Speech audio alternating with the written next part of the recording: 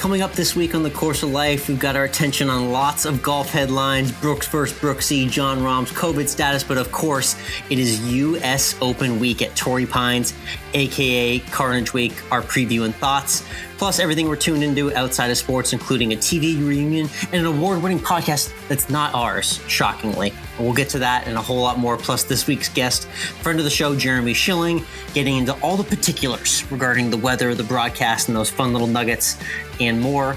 And we always end with food, all of it brought to you by our friends at FlightScope.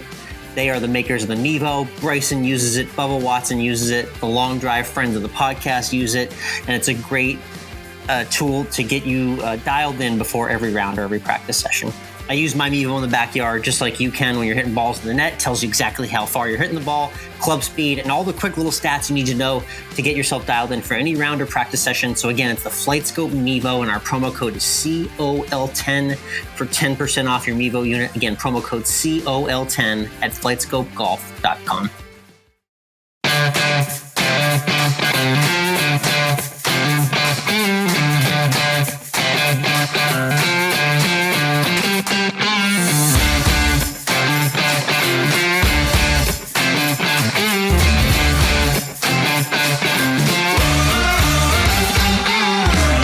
Interwebs, and welcome to Course of Life, part of the Morning Breed Podcast Network. We are proud to be presented by our friends at Desert Fox Golf, Groove It Golf, and Toasty Snacks. I'm Michael, he's Alex.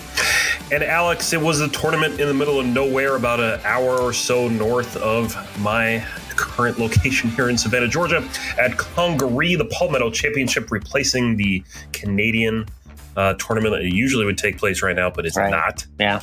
And instead, we got to enjoy the low country. You got nice late afternoon storms almost every single day. Yes, we did. Yep. Wasn't without a little bit of a hiccup on the weather front, but got the Sunday afternoon finish that we wanted. I thought the new venue held up pretty nicely. Looked nice out there. Yeah, and let's just put it out there right now. DJ couldn't get it done and still winless in his home state. No, I thought this was the week I was going to come through on my picks, to be honest. I was heading into Sunday. I had Harris English at a good number and Dustin Johnson, the favorite and obviously local guy, both right there in the leaderboard. They both squandered their own chances separately on Sunday. It was a lot of squandering chances for anyone that touched the top of the leaderboard, and just a completely unknown name, known to us, but completely unknown name came through with the day of a lifetime to just get in the clubhouse and win it the old-fashioned way. Yeah, Garrick Higo won, really thanks to everyone else collapsing around him. Yes, really. Chesson Hadley collapsed. It was a collapse from Harris English down the stretch. Just everyone just hitting stray irons, stray drives. You could tell the nerves of winning were definitely getting to a lot of these guys, and Higo was just completely unflattered. And that means we have a new winner. South Carolina just producing a lot of drama, it seems, in the golf world this year with their tournaments. Of course, we had Stuart Sink win at the RBC Heritage. We had Phil win at, just up the coast there, too. And now the 22-year-old lefty gets his first win on the PGA Tour. He's won. And it's only his second event on the PGA Tour. That's insane. One of the earliest, guys to win ever, second PGA Tour start. And he's officially a member. It didn't really even dawn on him until he won the tournament after, and he was told that. But keep in mind, this guy was just on the European Tour. He's been red hot over there. He's won twice in the last few months on the European Tour. Came over here basically because, I got in the PGA. I'm going to be in the U.S. Open. Might as well just spend the month in between here because of all the travel restrictions going on and whatnot. Just easier for him to, put down roots for a month or so. Lo and behold, goes out and wins here, and now he's just a full-time PGA Tour member. Unfortunately, the European Tour might just be a thing of the past for him at this point. I mean, if you can win more money here, why not just do it here? Yeah, so 22-year-old lefty from South Africa, not the type of guy people would be expecting to see raising the trophy come the beginning of the week, but a hot golfer that came over from Europe. And I mean, now I guess we're looking at him a little bit for Torrey because he's just that hot. I don't know if it's a major championship winning week, but exciting to see a new name blast onto the scene. And just when we have all our attention on these college All-Americans and the future of American golf, a guy like this just pops on the scene faster than anybody and gets it done. Yeah, it's great to see new guys coming in and winning, and I think we're going to hear Higo's name a lot on the tour over the course of the next few years. And he's a lefty. I just like that he's a lefty. We're going to get more lefties out there.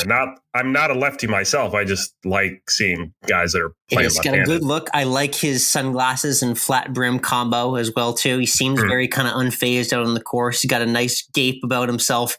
And confidence is the 9 core values. Shout out to our friends at First Tee that I got to go with for Higo. Because, game travels and, gravitation to the leaderboard, it travels in this game in a weird way. He's just been putting himself in contention time and time again in Europe in the past few months. Comes over here, plays the weekend, doesn't play a great PGA, but gets his feet wet in his first major. And then all of a sudden finds another leaderboard and doesn't let go and ends up getting the win. So shout out to Higo for having the confidence, and he's the new lefty to watch out for in golf. You know who didn't have confidence during the week? Who's that? Mark Hensby. Yes, this is a good headline. Thank you for including this. One of the maybe more sought over headlines of the week that, of course, you and I are going to cover here. Yeah, Mark was going out there and enjoying his round, and then put his ball in the drink. You know what happens. So they took another ball, they dropped it. He played it for a couple holes. Then he picked it up and he was looking at it and he goes, hey, what's this dot on this ball? Oh, always a scary moment. Dot? You don't recognize your golf ball. He had actually picked up the ball. I guess they said it was a ball of Pat Perez when he was on the putting green when he was practicing, and he had picked up the wrong ball and put it into his bag, and so that was a 10-stroke penalty. Yeah, I don't really even care about all the math about how he got penalized 10 strokes. I just love the headline when someone's penalized 10 strokes. That just stands out immediately to us as golf fans. I think he signed for an 85 in that round. So tough and quick week all around for Mark Hensby. But Mike, when you're playing the wrong ball, that's when you know you're really flustered out there. You and I have had that moment where it's just been such a long day that you're at the point where, you know what, I'm not going to find my own golf ball out there. Whatever next golf ball I find out here, I'm just going to play. It was just one of those days for Mark Hensby. There's nothing wrong with having a round out there where you're like, I'm not walking 20 feet into the trees to find a ball. Here's my ball. It even made its way to the fairway. How'd that happen? That's mine. The Top Flight XL from 1999. That is, I'm going to play that one for the last few holes. So I think Mark Hensby just did that, but shout out to him for taking the 10-shot penalty like a man. That was the funny headline of the week in South Carolina. Let's talk about a past guest over on the European Tour, because we love to shout out those that have been on this podcast in the past. Rhys Enoch in contention out in Sweden this week. Another leaderboard. It's nice to see. He didn't have the Sunday he wanted to, but he was on the first page for a good part of the day. Another top 10, top 15 finish, I believe, in Sweden. And this was cool. I don't know if you saw this. Annika and Henrik Stenson were hosting. It was the Scandinavian Mixed. They actually did a women's and men's combined field. They had them all playing on the exact same course, same tournament, same time for the same trophy. New format of the European Tour that they tested out. Good to see our buddy Rhys in contention now in Sweden.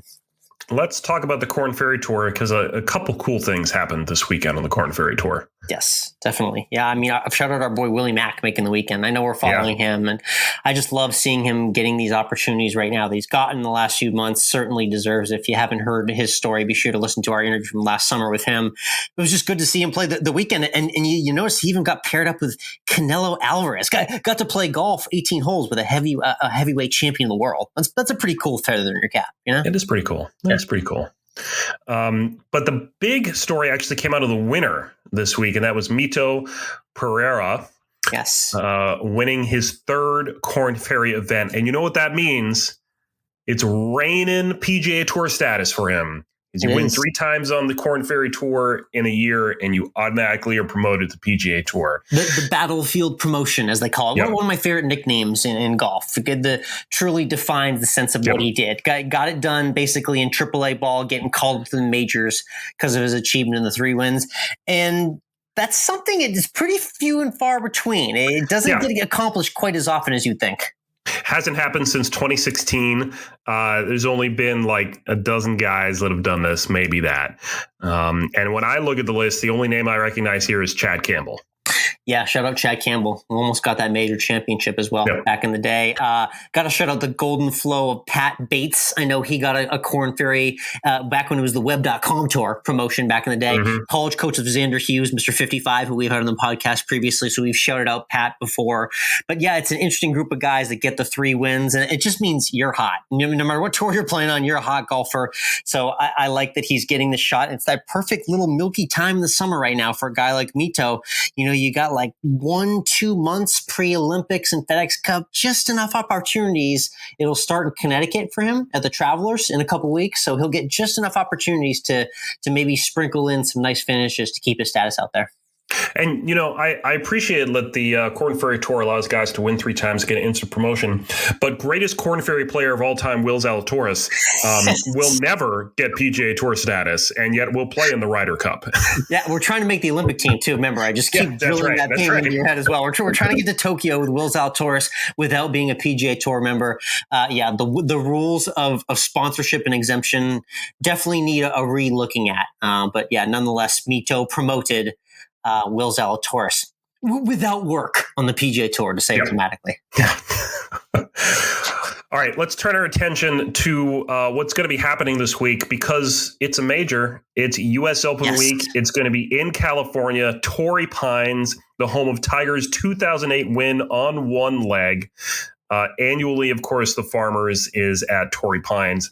We already had the video of someone throwing a ball in the rough and the ball disappearing, so we know the rough is going to be long. It's a U.S. Open. We get it.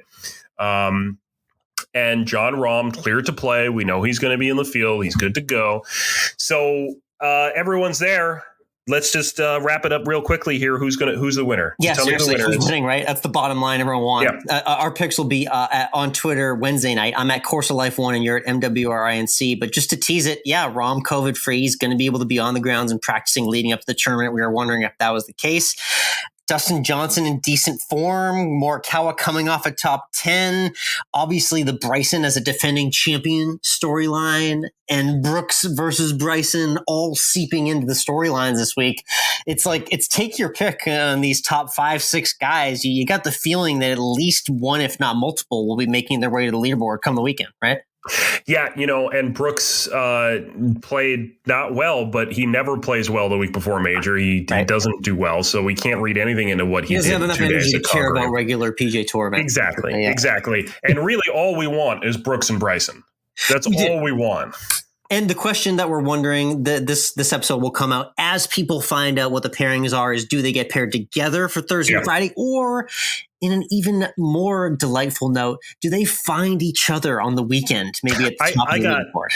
I got a better thing that would happen, is that Brooks and Bryson get paired together Thursday, Friday. They play so well, or actually even better, they play so poorly that they find themselves paired together for for Saturday and Sunday. The first group out Saturday morning at 7:30 a.m. Mike. That's actually very ironic, and that'll be a record for ESPN Plus and Peacock viewership Saturday morning if that happens. I'll look forward to that alternate storyline. But in terms of guys, I'm hitching my wagon to Colin Morikawa. I'm looking at a ball striker and a California kid, a name that's flown under the radar that I love picking at majors, who doesn't have much form recently. I'm throwing Victor Hovland into my conversation.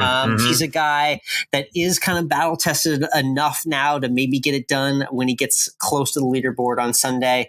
But we'll talk about it a little bit more in our conversation with this week's guest, but I'm leaning towards the idea that this is going to be more of a U.S. Open Torrey Pines instead of a Farmers Insurance Torrey Pines. So typically, full on carnage, right? Full on carnage. That's what we're all typically. Hoping. But here's another question for you: is that of the 2 major winners already this year, Hideki Matsuyama and 51-year-old in a week, during the course tournament, PGA. Don't forget Phil Mickelson. Yep.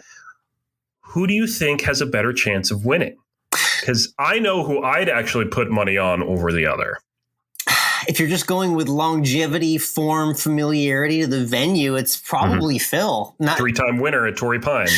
Not a knock on how consistent Hideki's been overall this season. Obviously, Masters champion. We're not knocking anything about him. But if Phil is driving it the way he drove it at Kiowa, there's course knowledge here for him to get around very successfully. The question is, can he limit his mistakes like he did at the PGA and avoid the big numbers? Because that's what the U.S. Open does to basically everybody except the champion by the end of the week. So that's the big test for Phil. Yeah, it's true. And I haven't had a chance to look at the weather report yet for the week. But what are we looking at? We're looking at clear skies, sunny, typical California weather out there. Is that what we're thinking?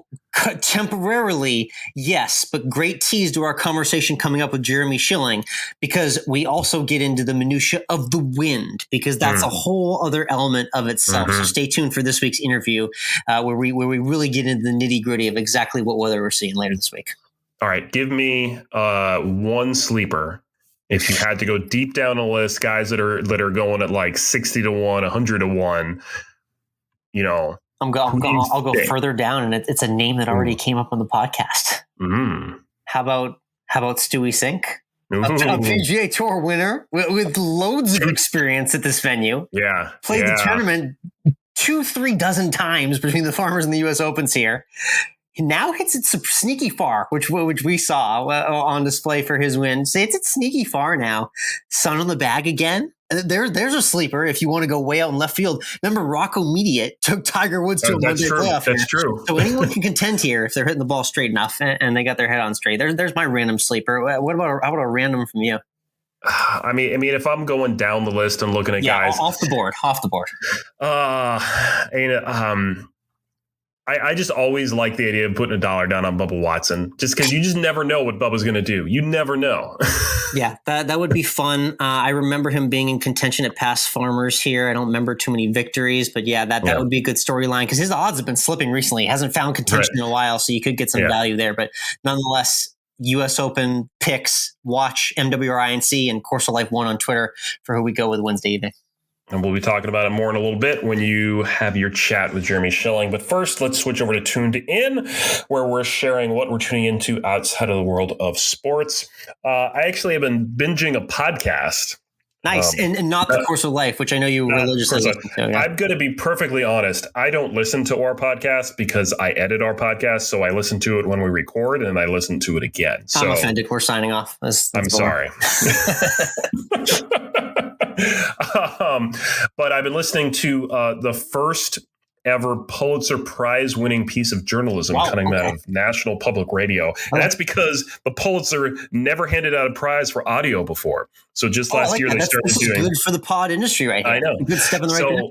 The Pulitzer, whoever does the Pulitzer, I don't know who it is, started doing audio format stuff last year. And so this year, a brand new podcast, investigative reporting by NPR podcast called No Compromise, which is about gun rights and a particular group of guys in the gun rights fight.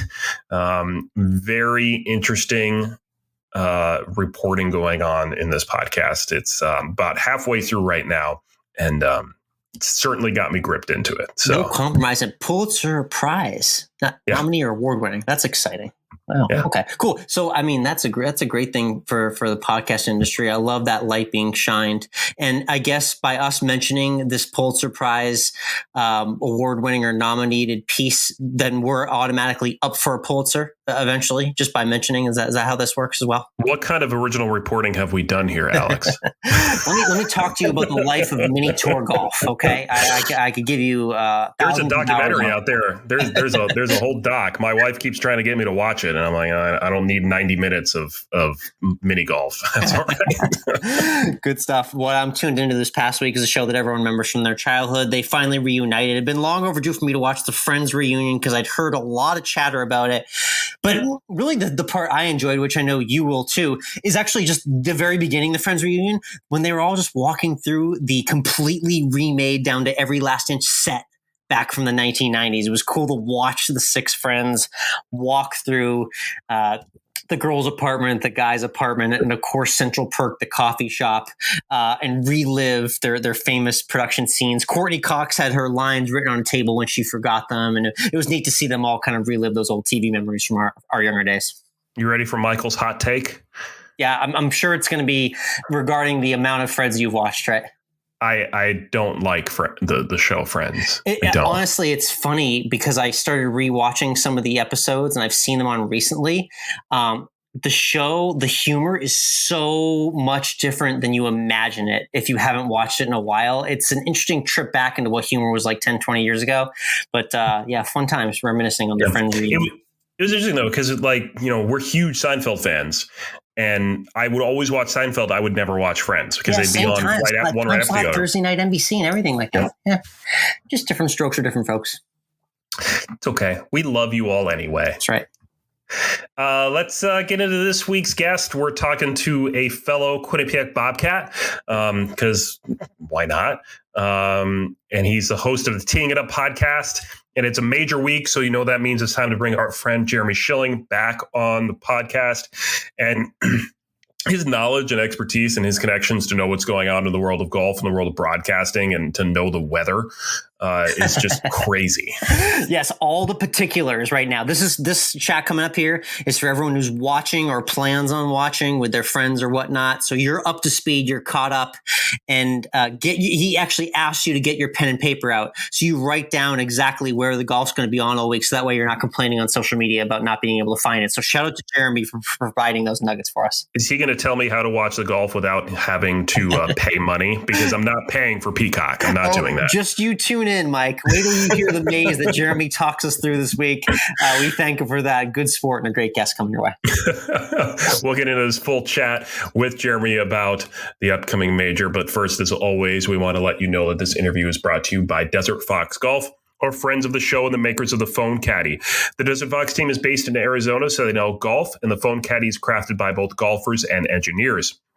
The Phone Caddy is unique because it mounts right onto your golf cart in seconds in a place where you can actually see and use your phone, keep your yardage and scoring apps at your fingertips, change music, answer calls and texts, and more, all with the Phone Caddy from Desert Fox.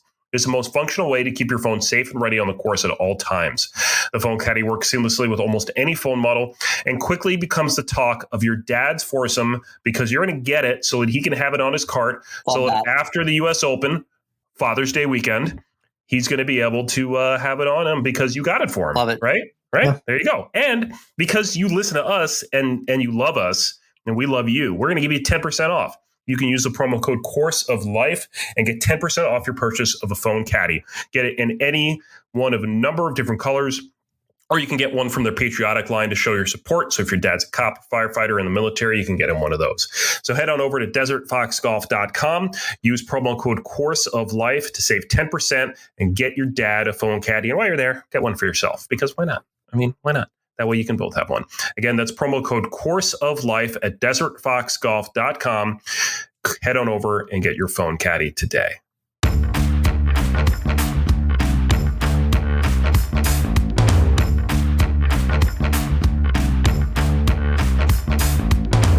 Next up on the tee from New Jersey, we've got a friend of the show that hosts the Teeing It Up podcast. It's Jeremy Schilling on to break down the particulars for the golf watching fan at home for this week's U.S. Open at Torrey Pines here on the Course of Life. Jeremy, how you doing today? I am fine. Thank you for having me. I am super excited for this week for the 121st United States Open Championship. And if you like golf, and if you have multiple screens, there's over 100 hours worth of live coverage content you can watch this week. So yes, love that. Love to hear that. I'm excited to hear the specifics of where that all gets broken down, which we'll talk to in a minute. But like I said, the venue is Torrey Pines, which for golf fans and sports fans in general immediately brings up memories from 2008, where everyone remembers Tiger winning on one leg over Rocco Mediate. One of the better kind of week-long storylines in a major championship in recent memory for the game. I'm just curious, looking back to 2008, what's maybe your favorite kind of random or unique memory from watching that week? There's two that come up. Number one is that was, if you remember, the first time that the U.S. Open had ever gone primetime. That was the first time. Okay, cool. Yeah, so you had coverage hours on the East Coast ending at 10 p.m., 11 p.m. Eastern. Yeah. So my dad was getting ready to go to sleep very late on Saturday night when they went off the air. So I watched the second part of Saturday upstairs on our second TV. And that's when Tiger made eagle on 13, chipped in on 17, eagled 18. Sunday comes around, he's not playing very well.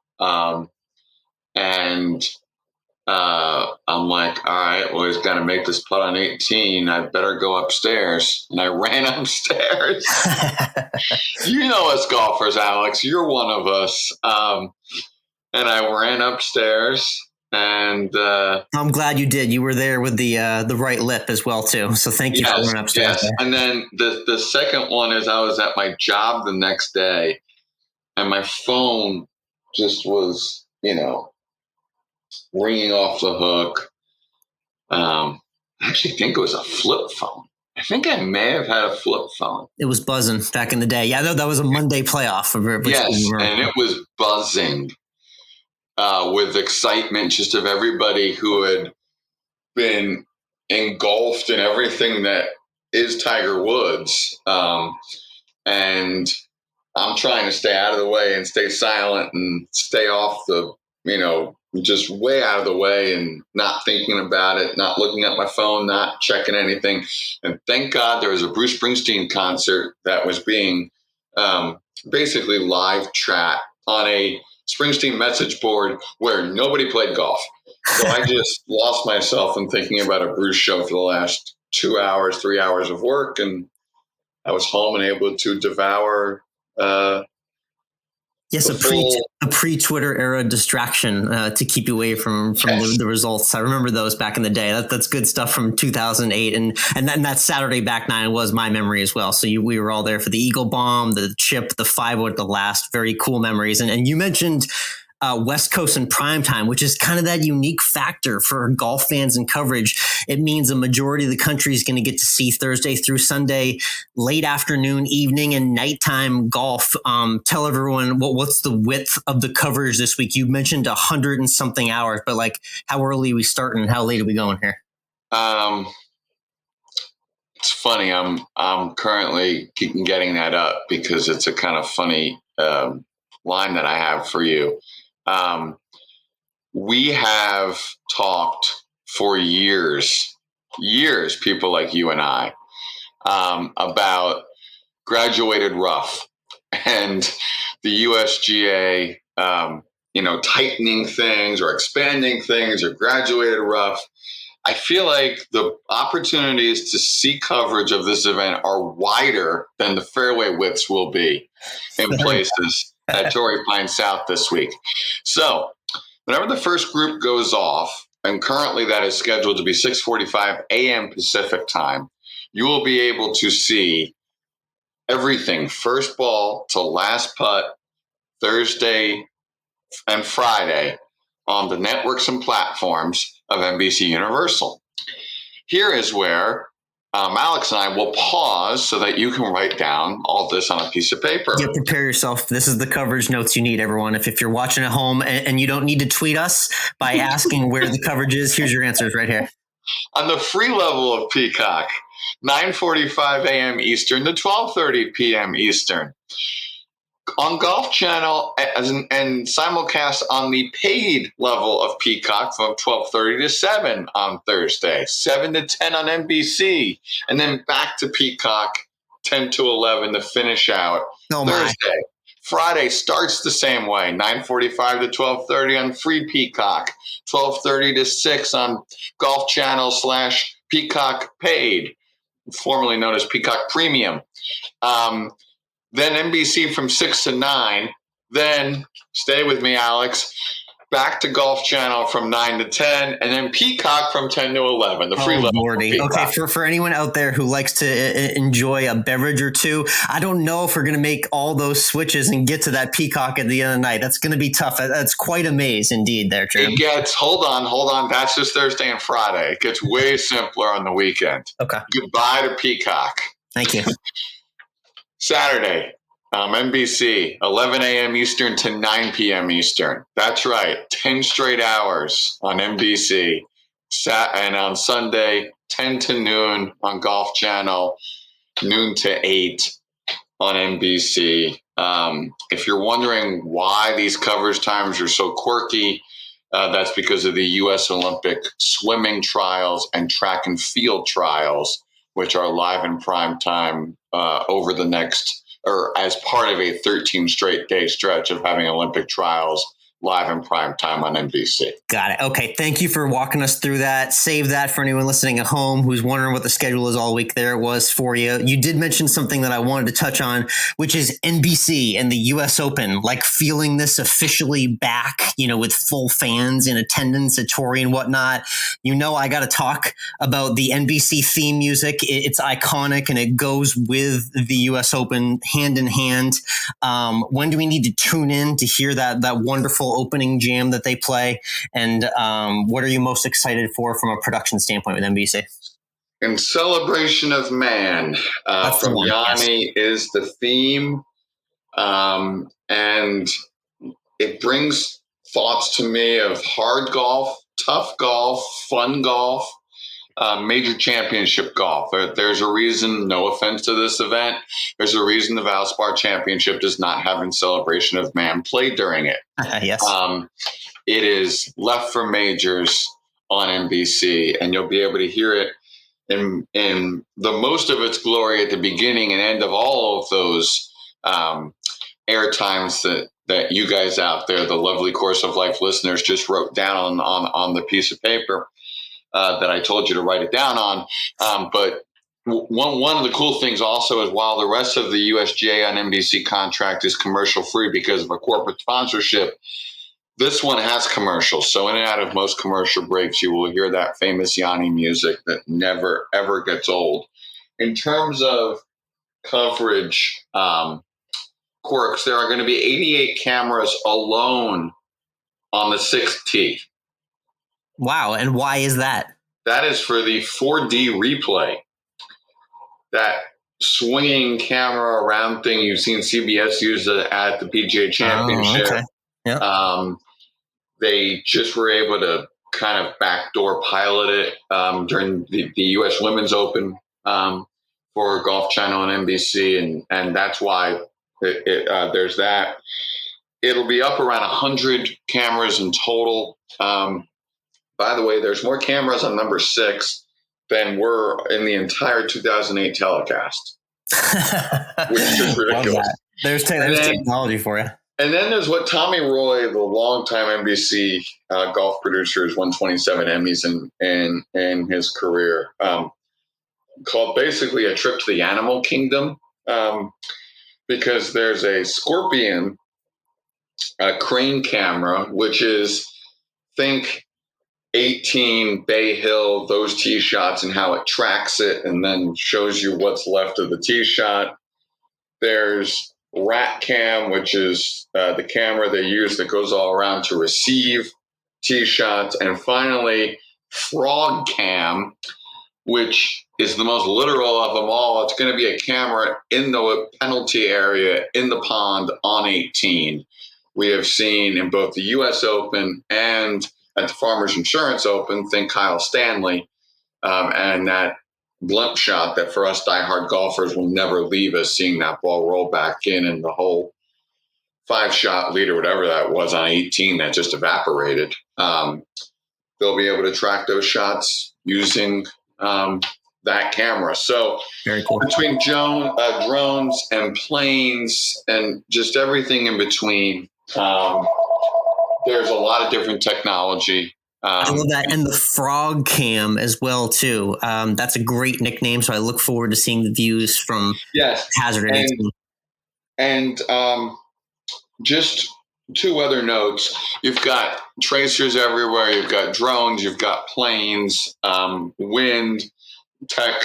But what I found most interesting is I asked somebody on the call, and I didn't care who it was, Bones, Dan Hicks, Paul Azinger, Tommy Roy. I said, for anybody who wants this, did you guys try to approach Tiger or his team to see if you would want to voice the Open for it? And for those of you out there who don't know TV, when you're voicing an Open, what that means is it's the intro to the telecast. Yep. And they had the exact same thought. They thought that this would be a perfect way to get Tiger involved, and they approached Mark Steinberg, and Tiger politely declined. So Tiger will not be a presence on site this week, either as a competitor or just in person, and he will also not be a part of the telecast verbally, though obviously You know, that putt, that shot, that call will be a part of so much of what NBC does this weekend at Torrey. Yeah, definitely missed opportunity there, but good to see that we're going to see 2008 Well, headlines for sure. Do you think Dan Hicks made the? Sorry, Alex. Go ahead. I was going to say regarding this course specifically, do you think we're going to see it look like 2008 when it was a grind and close to even pars winning, or are there going to be opportunities for guys to be 5-10 under par potentially during the tournament? So what's interesting, and just to finish up the last thought, Dan Hicks, by the way, said that he did not blame Tiger for saying no. They would have loved it, but he has 10,000 other things, and also the premise of if he says yes to them, then everybody else may start come calling. So he wants to hang back in the shadows for now, and they're cool with that. In terms of what I think we'll see this week, I talked to somebody who played there a month ago and said they could have played the U.S. Open there today. Greens are maybe a little slow for the USGA, but that they could have played it a month ago. High rough. Look at Xander Schauffele's feed for anybody who would like some insight. He had an interesting time earlier this week, last week. And I think that with firm greens and high rough, it's going to come down to the wind and that area on the golf course along the ocean, 3, 4, 12, 13, that whole area, and just what happens. Does the wind kick up? Does a marine layer come in? Or can it be sunny and warm enough? And one thing that I think is interesting for this week that fans should know about, if anybody watched Golf Channel's coverage of the Farmers Insurance Open from this past January, you may remember Colt Knost noting when somebody was on 13 that just wait till they see this tee come June. That tee makes 13, which is already one of the hardest par fives in the PGA Tour, almost impossible for anybody to reach because of the way the prevailing wind is in January, 613 yards. Okay. That's a real boy. That's a real big boy par five there. Yeah. So I don't know how often the USGA plans to use that tee, but that tee was installed for this event and for this week and was not being used by the PGA Tour, which tells you everything you need to know about what the PGA Tour thought of that tee. And not that they were anti it, but that it's, more fitting for a major championship. So I would not use Farmers Insurance Open scores out there as key. And I've had some people ask me that. I'm like, no way.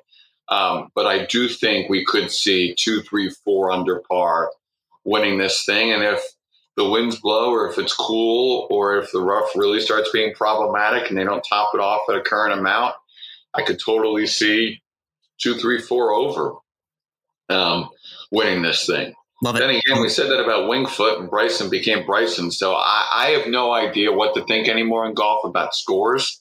But I could definitely see I think it'll definitely be single digits under par. If under par wins, I could definitely see it over par if it's super tough. I think that's that sweet spot around the 5 under par winner. So hopefully we get something like that. And obviously the casual fan rooting for some US Open carnage. So that'll be fun as well too. It's Jeremy Schilling, J Schill on Twitter, J Schill4 on Instagram, and the Teeing It Up podcast. Let's get to some quick shots running through some themes for the US Open this week.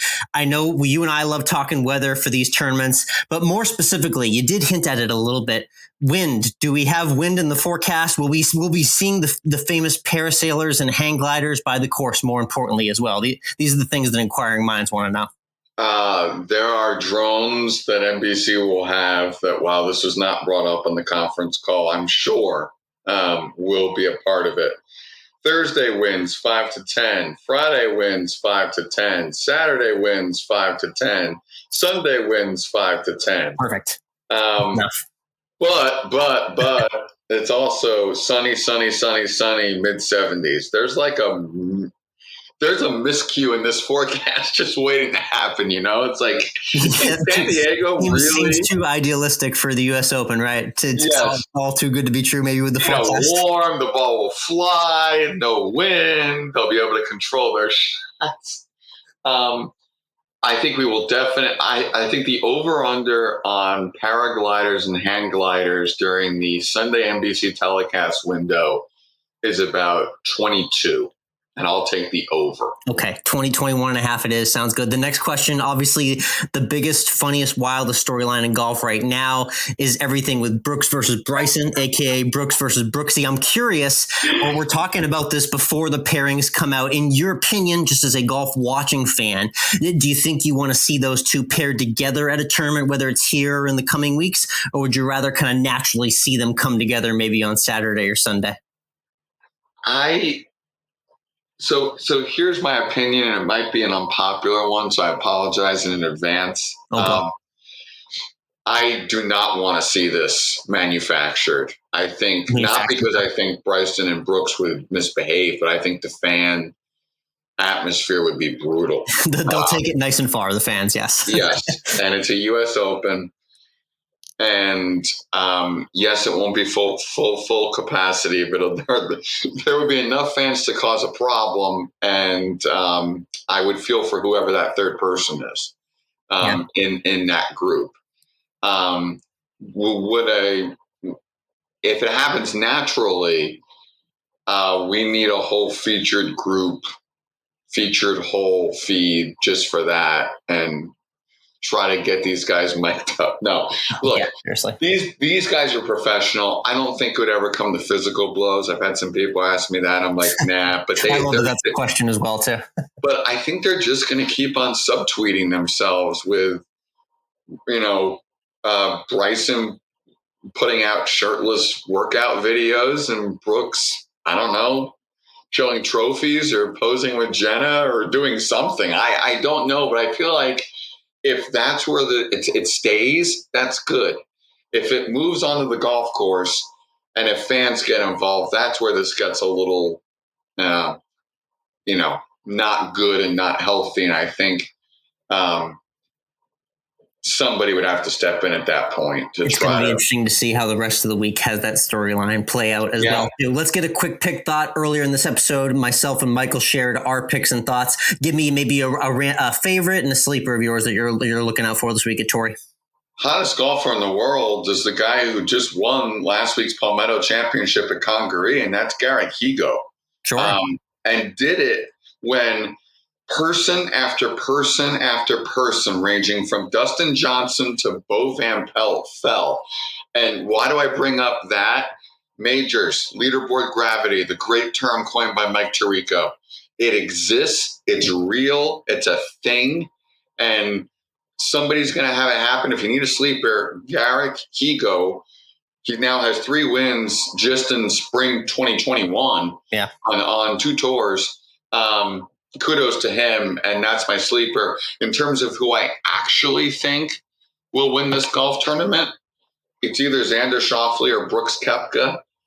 Brooks is weird, man. I don't know what to read with his game. It's like Phil. I would never recommend Phil right now. I would never recommend Brooks until he tells me his knee's normal and he can read a putt normally, which he was still not able to do at Congaree. Right. But we saw what he did off no practice at Kiowa. So, I don't know, shoulder shrug emoji here. Yeah, good stuff. And Jeremy, the last question, obviously we like to go 19th hole, but for this, it's a little bit of an interesting moment because we got Sunday primetime golf. So I'm curious, thoughts on snack array Sunday while you're watching the action. Is this going to be all a Sunday dinner for you mid-round? Or are you going to be munching throughout the day? Well, what's your plan? If I think that they're going to hit the 8 p.m. window that they want to hit, 8 Eastern to end the coverage, I will snack, and that snack will probably consist of string cheese, grapes, and bananas. Oh, there you go. Because I'm trying to limit my sugar intake. If we start going overboard, then though it's going to be chicken, pasta, broccoli, because I'm having to get my dinner in somehow. Yeah, the carb load for the late watch. We're used to things wrapping up nice and tidy at 5 or 6, but it's going later. Everyone remember, we got some West Coast action this week, so everyone tune in. The U.S. Open is going to be a great one. Jeremy Schilling, Teeing It Up podcast. Looking forward to listening to more podcasts from you, and thanks again for joining us here in the Course of Life. My pleasure. And if you like those TV times, come back in a month when I tell you the Olympic TV times. Because those are on one channel, but it'll have you changing your alarms for 2 weeks. Love it. Good stuff, Jeremy. Thanks again for hopping on. You got it.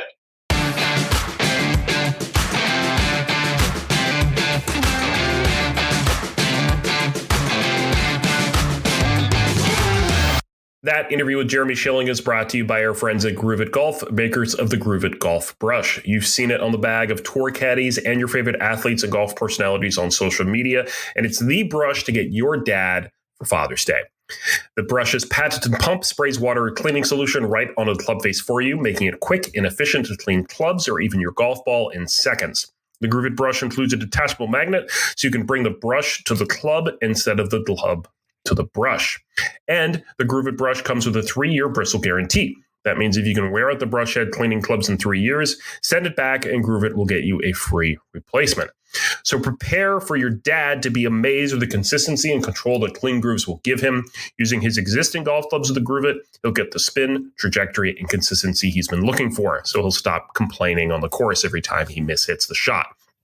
So head on over to GrooveItBrush.com to get your dad a Groove It brush for Father's Day with free shipping in the U.S. Again, that's GrooveItBrush.com to get your dad a Groove It brush today.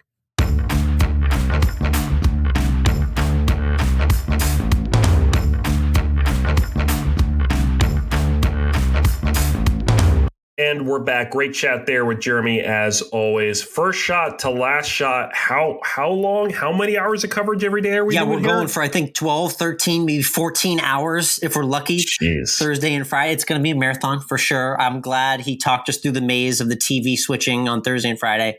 None of us are going to get to the final steps through that. That's like the hardest video game ever to beat. But Jeremy will do it. He will. You're right. West Coast primetime golf, Mike. This is quite a vibe. If you forget what it was like, we got a little teaser with the U.S. Women's Open and Olympic. Mm-hmm. It's nice to have that feeling, what is it? You're out at the bar, maybe on a Friday night, the golf's on, maybe you just flip your phone open and watch a little bit of golf in bed before you go to sleep. There's just all sorts of great little ways to watch golf late at night. And I appreciate it being on the West Coast time slot like this.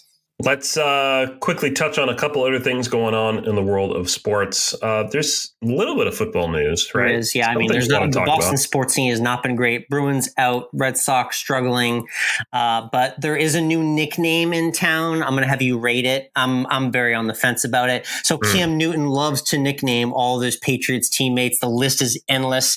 He refuses to call anyone by their actual first name. So Cam Newton has given a nickname to rookie quarterback Mac Jones, drafted out of Alabama. Mike, what are your thoughts? What would you nickname someone named Mac Jones? He's already gotten a few different nicknames, but this one was quite corny. There's a couple different ways you could do. You could call him Big Mac if you're going to stay in that vein, but you want to be maybe a little sneaky, a little insulting about it. You could call him Whopper. Oh yes, I like that, and that's a perfect food segue there. It could have been Mac 10, could have been Mac Diesel, could have been Mac Truck, but no, his nickname is Mac and Cheese. Thoughts? Are we talking like Kraft mac and cheese? That was my guess too. I think it's a little bit demeaning, honestly. I think it's like a subtle way for Cam Newton to kind of slight Mac Jones and be like, hey, you're the rookie. You're just mac and cheese. I'm not giving you the Mac 10 or the Mac Diesel nickname like you wanted. I found that very interesting. So, I'll be watching that quarterback controversy with Cam versus mac and cheese here in the next couple months. It's crazy. Let's segue the rest of the way to #AlwaysEndWithFood. Yes, shout out to Toasty Bites, Toasty Snacks. We love you guys. Promo code is COL20 for 20% off at toasty.com/COL. And it's really all dining centric this week because I was taking some pictures on our food podcast Instagram. It's Always End with Food Pod if you want to follow along. We're doing monthly episodes there. But I was sending out some stories because I was on vacation in all these fancy restaurants and I was getting 5 5, 6, 7 utensils inside the napkin roll, Mike. These are unprecedented number of utensils. I didn't know you could. Do you know how to use them all? You know how to use them all? I think at least 3 butter knives in one roll up at a French restaurant. It was stunning to me, and I wasn't mentally ready for it. But that was my funny note from the vacation in terms of fancy dining. But I know you got some nicer meals in store for yourself as well too. Yeah. Well, I mean, this week is we're celebrating our 4th anniversary. Not you and me, but my wife and me. So. Oh yeah, we've had way many more anniversaries than you and your wife. Don't worry about that. Yeah. This is year. Oh God. 15. We'll edit the pause out. Yeah, we'll edit the pause out. Thank you. Appreciate that for knowing. But what's the plan here? You going all out, or we're just going one level? Well, we're not going all out. We don't really go. We love each other so much. We don't feel the need to go over the top and express ourselves in these elaborate ways because we love each other equally every day. How many utensils are going to be in the napkin roll at this restaurant? I guess is the real question. Yeah. Probably 3 or 4. 3 or 4. Okay. Yeah. So we're not going to Chili's. Yeah. We're not going to Chili's. We're going somewhere a little nicer. A place that does have like a $45 steak on the menu. Now, whether we actually get that or not is another story. So, yeah, but it's nice to say you ate at the restaurant where they do have the $45 steak, even if you don't order it. It's true. Yeah, look, no, this is a nice place. Look at these prices. See, how can it not be nice, right? Yeah, you get the $45 steak, or you can get their $16 cheeseburger. And then you look at that middle chicken entree and like it sounds like it tastes really good and you're intrigued by it. But then you see it's like a $29 chicken entree. And it's just very hard to justify getting a chicken entree and paying that much. That's why I always end up veering away from that item specifically. It better be like the whole chicken for $29. Yeah, definitely. Like the Cornish game hand action. Yeah, I agree with that wholeheartedly. That's the only way I'm going that far for chicken. But best of luck with the anniversary, Junior. Congratulations to you and the wife. Thanks everyone for tuning into this week's Course of Life, and we'll be back at you next week with another episode. Stay tuned.